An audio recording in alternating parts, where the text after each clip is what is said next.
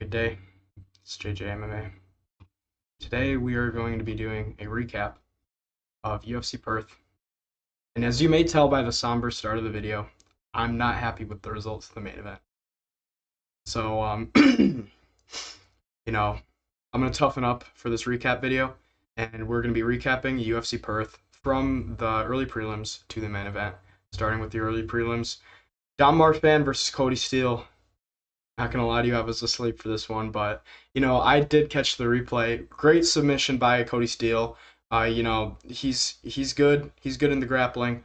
I should have picked Cody Steele to win this one. Don Marfan didn't look good on the UFC road to the UFC in Asia. He didn't look very good on that. And the guy that beat Cody Steele, Rong Zhu, he looked a lot better and has faced better opponents on road to UFC and throughout his career. Rong Zhu's craftier. But Don Marfan, he ended up on being on the wrong side of the finish, and I should have picked Cody Steele.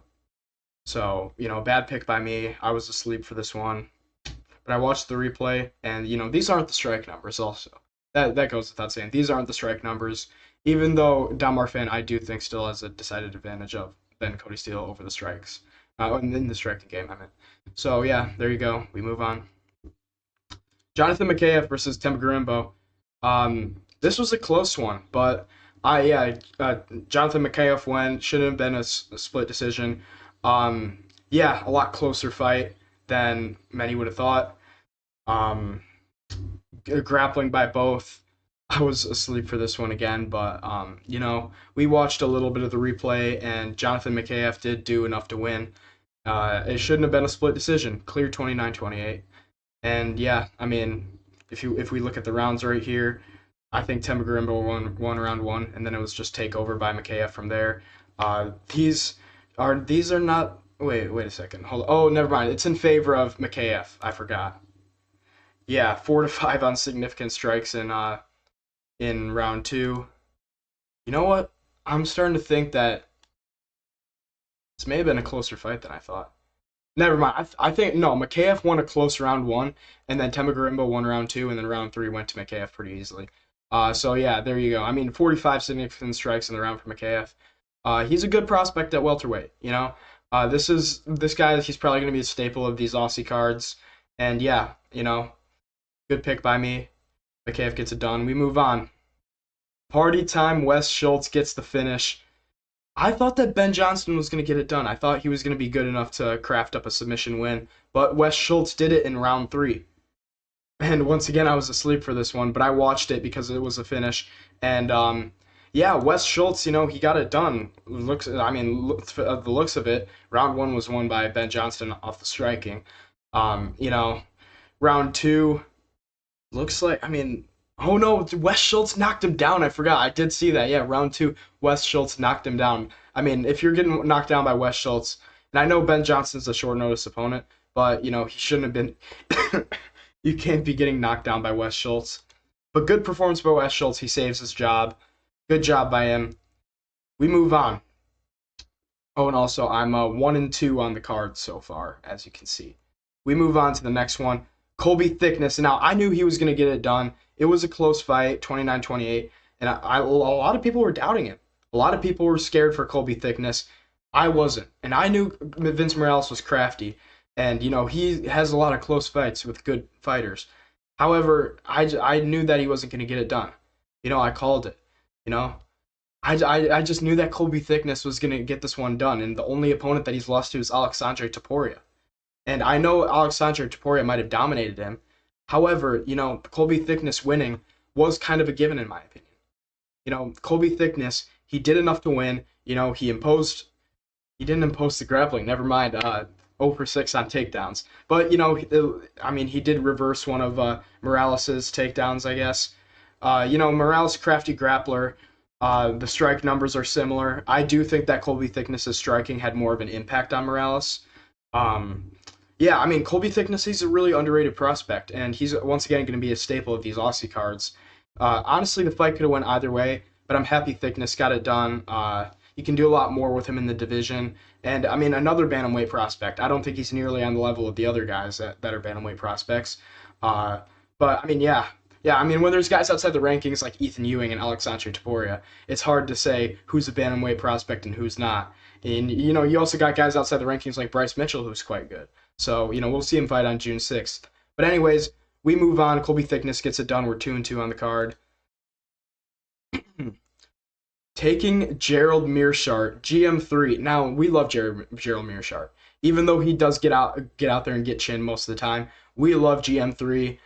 But, taking Gerald Meerschaert in the Big 26 to a decision is not a good look. And I'm surprised that he did this after he whooped Torres Finney a few months ago. And I guess Torres Finney did blow out his knee in the fight. I mean, and that really makes sense now, because he didn't knock down like Jacob Malkoun. He looked like middleweight Elliott Topuria with his boxing against Torres Finney. But he didn't knock down the chinny GM3, the 38-year-old man, once. The seasoned vet with, I think 59 pro fights for GM3. And Malkoun couldn't knock down GM3. So that's a very bad look. I know, obviously, he imposed the grappling. Jacob Malkoun is a good grappler as well, very underrated in that category. Well-rounded fighter is Jacob Malkoun, but taking Gerald Meerschaert to a decision when guys like Khamzat Chimaev knocked him out on the feet. Khamzat Chimaev knocked out GM3 with one punch on the feet. And Khamzat's not necessarily known as that guy with insane power, even though he knocked down Gilbert Burns, even though he put Usman through a little bit of something. But all those guys that I just listed are pretty chinny. So, Jacob Malkoun taking GM3 to a decision in the Big 26 is not a good look at all. Really drops the stock as a prospect in the middleweight division. However, he did clearly win the fight, even though the significant strike numbers are so close. Once again, I don't think that's the strike numbers. However, Jacob Malkoun pretty clearly won this one, imposed his grappling. And probably, I don't think GM3 took a round off him, to be honest. Even though he did have 3 sub-attempts in this round, and significant strike numbers were pretty close, I do think Malkoun edged out the round. Malkoun won round 2, and round 3 was close. Could have went either way. But Jacob Malkoun got it done. We move on to the next one. Now, this is the last fight that I didn't watch originally, and I picked Kevin Christian, and I didn't know how bad of a pick that was at the time. Kev, I saw a clip of him warming up, and he's throwing elbows like this. Like he's throwing elbows at the camera like this. So once I saw the kid warming up, I knew it was a bad pick. I wanted to take back my pick immediately. I was gonna pick the 6-5 junior Tafa, and then I realized he's 6-5.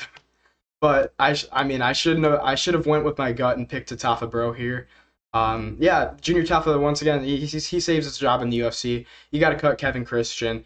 He's pretty shit. He's not a good fighter in UFC standards. Obviously, Kevin Christian, don't slime me out.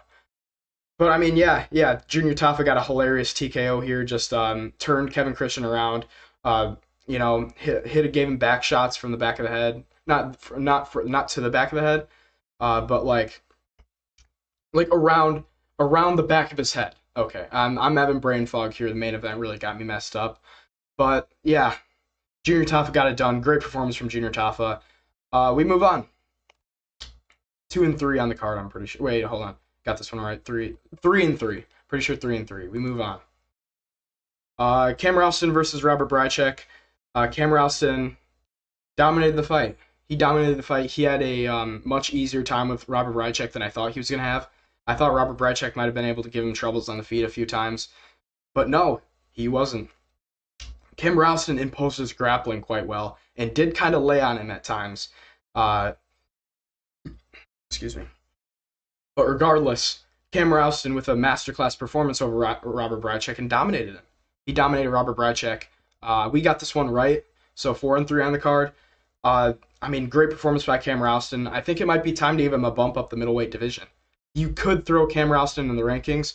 I do believe that I think Cam Rowston, he lost to somebody questionable. Who did he lose to? He didn't lose. He hasn't lost to anybody in the UFC. He's 3-0 in the UFC. I don't think it's time to give him a ranked opponent yet, but give him somebody good outside the rankings. You know what I'm saying? Like, maybe give him a Marvin Vettori, see how he does. Like, can he impose his grappling on a Marvin Vettori, Obviously, he's not going to be able to chin Marvin Vettori. We just went over that in a recent video, top chins in the UFC. Go check it out. But yeah, Cam Rowston, I would give him a bump up in opponent, bump up in competition. Not quite to the rankings yet, but right outside of the rankings. And yeah, he looked really good. Looked really good in this fight against Robert Bryczek, who was a decent test for him. And obviously, we know that's the Polish power. These guys are tough. These guys are tough once you get up in weight class. You know, all the Polish guys in the UFC are relatively good. And you know, Cam Rowston beat him. Cam Rowston beat Robert Bryczek. Yeah, there you go. Cam Rowston wins it. We move on. Now, this fight had me questioning. Like this fight wanted me to. It didn't fucking hell. All right. This fight made me want to go back to sleep. You know what I'm saying? I woke up at like 5:30 to watch this card, and obviously I didn't see all the early prelims. However, I did see this blob fest right here, and Tai Tuivasa, he came out swinging a little bit. You know, he landed some good shots. He wobbled Louis Sutherland at one point, but Louis Sutherland just blobbed him in the grappling. And I was impressed with Louis Sutherland's bag of tricks, not gonna lie, because Louis Sutherland was hitting him with the spinning elbow, you know, spinning attacks from Louis Sutherland. He was touching Tuivasa on the chin, but even the commentators were going, oh, the commentary table was going, oh, but, you know, Tai Tuivasa, he has a solid chin. I should have put him in my top chins video, you know what I'm saying? Tai Tuivasa, he has a really good chin. Wasn't affected by a spinning elbow that landed clean on him by a big guy like Louis Sutherland. Also weighed in at the heavyweight limit. This is the state of the heavyweight division. They're cutting weight to make the heavyweight limit, which is 265. So, anyways, yeah, Louis Sutherland imposed his grappling really well on Tai Tuivasa. I don't think that jiu-jitsu tattoo that Tuivasa just got. I don't think that jiu-jitsu tattoo that Tai Tuivasa just got is serving him anything well in the grappling. And Louis Sutherland proved that. You know, he just blobbed him. Tai Tuivasa, he tried to jump a guillotine or to do something, tried to stick a guillotine on Louis Sutherland, and it wasn't anything near close. I mean, these guys in the UFC just have to stop trying guillotines unless they have a really good one, because you're not going to get it. You know, you're not going to get a guillotine if you jump it, because these high-level guys can just defend it. You know, like unless you're doing it on the regional scene against a guy who's going to tap to discomfort. You know, I wouldn't like Tai Tuivasa. He's just so shit, man. Like Tai Tuivasa, he's lost 7 in a row. This was an absolute layup of a matchup. You know, you got a guy who's coming off a KO loss, and a KO loss that happened, I think, a month ago. Yeah, a month ago he fought, and he's coming off a KO loss. Louis Sutherland is, and you know, Tai Tuivasa, he couldn't win. He couldn't beat him. He couldn't get back to the feet, and Louis Sutherland just absolutely dominated him. Beat him on the feet in round 1. And then just blobbed him for the rest of the fight. Honestly, a boring-ass fight. Cut both of these guys, but Louis Sutherland, he'll probably save his job. Give him one more guy in the UFC, and if he loses or puts on another boring fight, cut him like you did Almeida. That's my take on the fight. Tai Tuivasa, it's your time, bro. I'm sorry. I love Tai Tuivasa, but I think it's time to get out of the UFC. Maybe get a few wins in PFL, come back. I don't think there's any more layups of a matchup that you can give Tai Tuivasa. I mean, they tried with Sean Sharaf, but I don't think he'll beat Sean Sharaf. Maybe he will. I don't know. But Louis Sutherland gets it done. First one in the UFC. Congratulations. We move on. Shamil the Blob Gaziev versus Brando Pericic.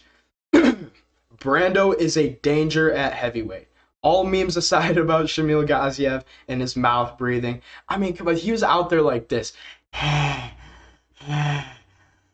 Just like absolutely gassed in the middle of round 1. Just off of holding Brando Pericic against the cage and getting a takedown. So, Shamil Gaziev, you know, he has pretty bad cardio, but he's not a bad fighter skill-wise. He was tagging Brando Pericic on the feet at times, and he did wobble him a little bit. Like, he did get a reaction out of Brando Pericic on the feet. Shamil Gaziev does have a good 2 down the pipe. It's one of his best weapons, to be honest, all memes aside. And yeah, Brando Pericic was beating his ass on the feet, though. And Brando Pericic, I think, you do that to Shamil Gaziev. You do that to a lot of other guys in the heavyweight division. And Brando Pericic is also a polar bear of a man, too. He's 6'5". He's bigger than Shamil Gaziev in this fight. You know, 1-inch reach advantage, almost at an 80-inch reach. Yeah, he's a huge man, and he's really really skilled for the heavyweight division, and I think he gives a lot of guys in the top 10 problems. So great win by Brando Pericic. Shamil Gaziev is going to be he's a good fighter out of the rankings. You know, his only losses in the UFC are Rosenstrike, Waldo, and Pericic. He gives a lot of other guys problems, but he is getting on the older side. 2 KO losses in a row now. I don't like that, but he beats a lot of other guys outside the rankings. I think he whoops Louis Sutherland and takes him to school, but so did Brando Pericic. But yeah, great win by Brando Pericic. Who do you give him next? Do you give him Ante Delija? Maybe you give him Ante Delija in Belgrade, Serbia. Did I just hold on now? Did I just make a perfect match? Hey man, I'm the best matchmaker on YouTube, man. Come on now. Come on, don't be silly. Don't be silly, man. Dustin impression right there. And yeah, there you go. Breno Pericic, he gets it done by knockout as I predicted. We move on. Marwan Rahiki versus Ali Schmid. Ali Schmid didn't look as bad as I thought he was going to look.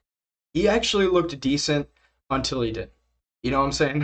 Marwan Rahiki, he waited for his shot. You know, he was just jabbing leg kicks at range. And then, you know, he waited for a shot. Perfect counter on Ali Schmid. Caught him with a left uppercut. It was like a 1-2-5. Caught him with the lead uppercut. And then it sent Ali Schmid to the canvas. Few ground and pound shots, and he was done. Ali Schmid isn't a bad fighter. I know he's 4-3, but he's a UFC level guy in my opinion. He is a guy that can be in the UFC, and I think he beats some low level featherweights. To be honest with you, maybe this guy could be a layup matchup for an unk like Josh Emmett. Maybe you give him now that Josh Emmett's outside the rankings. Ali Schmid is UFC level. Maybe you give him one more chance, and then if he loses that, you cut him from the UFC. But he didn't look out of place in the UFC. Like for example, Kevin Christian looks a lot worse pound for pound than Ali Schmid. And I know, Kevin Christian's a light heavyweight and Ali Schmid's a featherweight, so obviously there's going to be a technicality difference there. But Ali Schmid doesn't look that out of place, even though Marwan Rahiki put him away. Marwan Rahiki's a very dangerous prospect at featherweight. I think that you could give him someone in the rankings now. It's safe to say that Marwan Rahiki does deserve a shot in the rankings. And I think that you either put him against Patricio Pitbull or David Onama, and then whoever you put him against, the odd man out, you put him against Jose Delgado, and that's how you get more fresh blood in the featherweight division. Featherweight's ramping up right now. A lot of young prospects coming in, and Marwan Rahiki proved a point here in Perth. And yeah, there you go. That's another one I got right. It was kind of a layup. Minus 800 was Marwan Rahiki. And yeah, we move on. Tim Elliott versus our boy Steve Erceg, and we got this one done. We won this fight, and it was exactly the way I predicted. You know, Tim Elliott, obviously he's very awkward, very, very unorthodox, and, he was basically just doing like, I don't even know he was doing like the point style karate at distance that like you see, I don't even know how to describe it, but he was just like this, like just throwing his guard around, and none of it was working. It was working a little bit in round one. The good thing about Tim Elliott though is he had really good takedown entries. Like even though it says 2 for 11 on takedowns, that's not true. Like he got a lot of his takedowns and he got it on the hips, but Steve Erceg just kept getting up right away, and that's why I don't think they counted a lot of these takedowns. Tim Elliott was getting onto the hips, and he had really good takedown entries, and he was exploding across the cage, lifted up Steve Erceg at one point in time and slammed him. Tim Elliott, the biggest takeaway for him in this fight that's positive is that he has really good wrestling. He has really good wrestling for a flyweight, even though he's 39 years old. He still has great wrestling. However, exactly the way that I predicted Steve Erceg would win, after round one, I do think Tim Elliott took round one off Steve Erceg. After round one, Steve Erceg just started taking over and entering flow state, simply based off of just being more technical than Tim Elliott. And it was just a lot of ones, a lot of twos, some leg kicks, just popping the jab at wrist at distance, circling around the cage, just trying to be basic on Tim Elliott. He was basically just trying to like exercise Tim Elliott of whatever was possessing him during this fight. And he was doing it so successfully. Steve Erceg had a perfect game plan for this fight, and it was exactly how I described in my prediction video. I said that he was going to stay to his basics, stay to the fundamentals, and he was just going to pop his jab, throw some twos down the middle, and then he started mixing it up once it got into round 3, throwing kicks, uppercuts, hooks, this check hook that Tim Elliott kept running into, kept landing. Yeah, great performance by Steve Erceg. I think you give him a bump up the rankings now that he's won 2 in a row. I know his last performance against Ode Osborne wasn't that great. You should be making easy work of Ode Osborne if you're in the rankings at flyweight and you're legit. However, guys have down matchups, and I think Steve Erceg's fight against Ode Osborne was a down matchup for him. Yeah, after beating Tim Elliott, I think that he deserves Amir Albazi, which is a jump up the rankings. I'll make videos about fights to make, but yeah, that's what I think about Steve Erceg. Great win by him, clear 29-28, maybe even a 30-27. I think it was a clear 29-28. I think Tim Elliott took round 1. And yeah. Also, great display of chin by Steve Erceg because he was getting hit a lot by Tim Elliott when Tim Elliott was, winging that right hook. And I thought Steve Erceg was chinny, but I guess that might just because he got knocked out by Kai Kara-France, who does have great KO power, if I'm being honest. Kai Kara-France does have the one-hitter quitter at flyweight as well. But yeah, Pantoja made easy work of Kai Kara-France and didn't make easy work of Erceg, so that's MMA math for you. But anyways, great fight by Steve Erceg, great performance. We move on to the co-main event. Yeah, bloody Quillen Salkilld, mate, yeah. Bro, Quillen Salkilld, what a masterclass by Quillen Salkilld. Just a great, not a masterclass. Hold on, let me pause there because Beneil Dariush did drop him in the first 30 seconds of the fight with a jab. Beneil Dariush dropped Quillen Salkilld with a jab. So maybe the chin of Quillen Salkilld is something to be worried about once it gets to later in his career and we move up the rankings and we fight better strikers, maybe guys like Dan Hooker. Prospects in the division that are coming up like Manuel Torres. That's something to worry about is Salkild's chin because he did get dropped by a jab from Beneil Dariush. But Dariush has always had underrated power, to be honest, and nobody really talks about it because he does get chinned all the time. He is the glass man after all, as of recently. And yeah, he proved it again. Beneil Dariush dropped Quillen Salkilld, then he got a takedown on him. Salkilld did a good job working up to his base. He got to his feet. And then once they separated from the cage, Quillen Salkilld bombed a straight right hand onto Beneil Dariush's chin. And it was pretty much over from there. Beneil Dariush, he couldn't take much more. Then they started trading. Beneil Dariush landed something on Quillen Salkilld. And then Quillen Salkilld just bombed him with a right hook straight into his face on an angle. And it dropped Beneil Dariush badly. Beneil Dariush tried to get an ankle. He stayed in it for a second. Quillen Salkilld just started bombing him with ground and pound, and Quillen Salkilld got the finish. An amazing performance by Quillen Salkilld. Finally, a lightweight unk goes down. That is an elephant in the room that needs to be mentioned. These lightweight unks have been holding their own, and Quillen Salkilld is the one to destroy one. Recently we saw Mateusz Gamrot beat Esteban Ribovic, and then Moicano just beat Chris Duncan. These lightweight unks have been holding it down. And Beneil Dariush is now the one to go out, and he's the one to go out to a young prospect in Quillen Salkilld. And I knew it was going to happen because Quillen Salkilld is different from the other guys, and Beneil Dariush is different from the other unks. Beneil Dariush is the guy with the glass chin. He's the guy he can be crafty at times, but at the same time, if you catch him on the chin with something big and something powerful, and Quillen Salkilld does have that big, powerful one-hitter quitter at lightweight. And I know I like to say that word, but, that's what Quillen Salkilld has in his hands. He has the ability to put you out, and especially a glass man like Beneil Dariush at his old age. And we love Beneil Dariush, but I think it's time for Unk to hang it up. I do think that there are fights in the division that Beneil Dariush can win. However, if he's going to be out of the rankings, he didn't hang up the gloves. I thought he was going to take off his gloves tonight and hang it up, but he didn't. Maybe give him one more fight, and then he's out of there. But it's about time for Unk to hang it up. And Quillen Salkilld, an amazing win. I think up the division, you can give him fights like Dan Hooker. He called out Gamrot, but I don't want to see him get blobbed by Gamrot. I think Quillen Salkilld does also have some decent grappling himself. However, I just don't want to see him versus Gamrot yet, just because of how good Gamrot is, and he proved that about a month ago at UFC 327. So I don't want to see Salkilld versus Gamrot yet.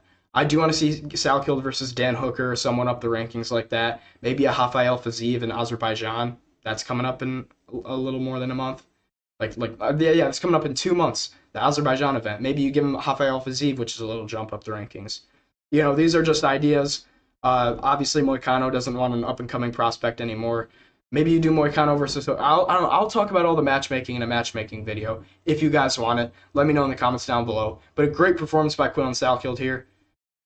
And yeah, we predicted this one right, but move on to the main event.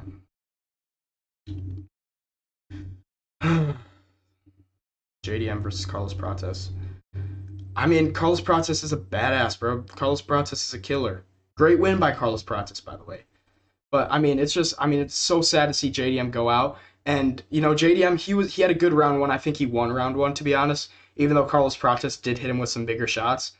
JDM was starting to get inside, ripping with the body. He's getting in the pocket, utilizing his kicks well, not taking much damage. He got a takedown on Carlos Prates at the end of the round. Spent the rest of the time on the top. And yeah, JDM had a great round one. Now in round two, that's when Carlos Prates started to land the step-in knee. He started to use his long-rangey weapons, started to take over. JDM started to cover up. And all those people that call JDM soy and say that, he's not made for this game or something like that, or, you can't just cover up and not throw anything. Why don't you try getting hit by Carlos Prates, huh? Why don't you try getting hit by this absolute monster of a man right here in Carlos Prates? Because that's what he is. Carlos Prates is an absolute killer. They call him the Nightmare for a reason. That's one of the most earned names of all time because he is a nightmare for most matchups in the welterweight division. Now, do I think he wins against Micallef? No. To be honest, no. Do I think he wins a rematch against Ian Garry? Maybe. I don't know. He looks a lot improved since his fight against Ian Garry. So I don't know. I'll have to see how Ian Garry does against Micallef before I say anything. But, JDM, he continues the welterweight champion curse. And I didn't think he was going to be... I thought he was going to be the one to snap that curse, man. I mean, it's just a terrible sight to see JDM go down. He was getting off the grappling well, but once it got into round two, it was kind of like, he's not doing so good. He was starting to get caught by Carlos Prates. And, this looked like this could have been an easier pick here because Carlos Prates does good against guys with the size of JDM, with the prototype of JDM. Like, JDM's got a similar style to Jeff Neal, and I know JDM's not Jeff Neal, JDM's obviously way better than Jeff Neal, but, a guy like Jeff Neal, Carlos Prates will do good against. A guy like JDM, a guy like Carlos Prates will do good against. Even though it was rough in times for Carlos Prates, like round one, with the grappling, JDM almost had a choke in round two, but he slipped off the top. Round three is when Carlos Prates was 10-8ing him. Round three is when Carlos Prates was taking over. Let's just look at the numbers. Oh my gosh. 1-46 on significant strikes is absolutely absurd work from Carlos Prates. This is crazy. And 3 knockdowns. And he was beating up to the leg. I think, by the way, I think in round two, I think he might have broken something or torn something in JDM's leg just based off a leg kick. And Carlos Prates, he has that crazy, he has that damaging, lengthy, long, lanky man's Muay Thai where he'll just whip the kicks on you. Everything stings, everything hurts. I mean, just absolutely brutal work. No, this was 3 knockdowns the whole fight for Carlos Prates, but I do think this was probably in, hold on. Yeah, 3 knockdowns the whole fight for Carlos Prates, but 46-1 on significant strikes in round 3 is nuts. It's crazy work. And Carlos Prates, he absolutely dominated JDM starting at like the end of round 2. So, great work by Carlos Prates. I was really scared for JDM once he started limping back to the stool after Carlos Prates hit that leg kick on him. Carlos Prates is an absolute nightmare matchup for a lot of guys in the division. I think that the only guy that probably beats him at the moment that I can confirm in my head that that guy wins is Islam, because you look at how JDM grappled against Carlos Prates, and JDM looked really good in the grappling department against Carlos Prates, and JDM looked horrible in the grappling department against Islam Makhachev. So I think that levels will be shown to Carlos Prates if he does end up fighting Islam Makhachev. I don't think it's going to happen. I think they're going to do Ilya versus Islam after Islam beats Ian Gary, which I think is going to happen. And yeah, I mean, Carlos Prates with a really, really good win here. JDM, I think he beats a lot of other guys in the division. I think that bigger, lankier guys like Prates, like Michael Morales, are the biggest problems for him. I think wrestlers like Usman and Makhachev, maybe not Usman. I think Usman might be a little different. But I think a wrestler like Makhachev or a long, lanky guy like Prates or Morales are the big problems for him. I think that Ian Gary is a different stylistic matchup for a guy like JDM. I would favor JDM more in a fight with Ian Gary. But, at the same time, Carlos Prates just absolutely dominated him here. JDM has one hell of a chin on him that needs to be mentioned as well. I don't know what JDM's chin is made out of, but, to withstand that type of beating from Carlos Prates, like a lot of other guys would have went out cold with that first step and knee that Carlos Prates landed in round 1. A lot of other guys would have went out cold. JDM's face didn't look that damaged until round 3. He wasn't cut open until round 3. So whatever JDM's made out of is crazy because he is a very, very tough man. And I don't care what type of faces he's been making in his last fight because his faces that he makes, they do look soy. In the Makhachev fight, in this fight, he was screaming because, looked like he was visibly screaming because Carlos Prates, tore something or broke something in his leg with a leg kick. And that's pretty much how the finishing sequence started for Carlos Prates as well. If he went to the leg more in this fight, JDM is chinny to the leg. That needs to be mentioned as well. Because, Islam Makhachev was hurting him to the leg, and that's why JDM couldn't get off any striking in later rounds, because Islam was hurting him in the leg. That leg is a big liability of JDM's, so whatever he can do to fix that, whatever, shin conditioning, maybe some Muay Thai that he could do, maybe take some time off, work on his legs, work on his kickboxing. If he does that, and he sharpens up more of his weapons, I think that he'll be a more dangerous fighter in the future. He has a lot of time. He's only 29 years old. JDM has potential. I hate to see him lose this fight. I love JDM. JDM is one of my favorite fighters. He had me in a somber mood for a while, but, now I'm feeling good because Prates is a badass, and I love Prates. Bro, Prates is a great fighter, and I have a shirt of him in my closet, and that's I love Carlos Prates, but I wanted JDM to win this so bad, bro. And JDM's cool as fuck.